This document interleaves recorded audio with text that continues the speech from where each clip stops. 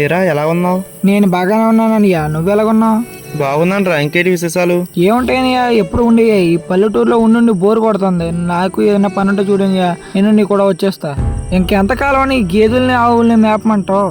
అదే అనియా, నేనైనా తప్పుగా మాట్లాడేనా? నువ్వు ఊహించినట్టు ఉండదురా సిటీ లైఫ్. ఏ అనియా? ఇక్కడ నీకు ఒంట్లో బాగోపోతే ఎవరు చూస్తారా? మా అమ్మనియా, నాకేమైనా అయితే మా అమ్మ నా ఒంటి మీద ఏ కొడవలని అవదో.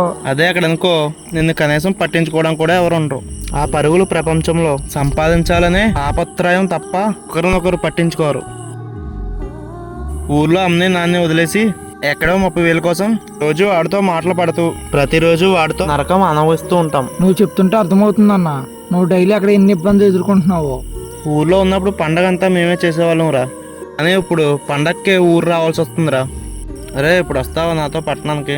ఎంత చెప్పా కూడా నేనెందుకు వస్తాననియా? మన ఊర్లోనే ఆ గేదెలు ఆవులు పొలాలు చూసుకుంటూ ఇక్కడ గడిపేస్తా.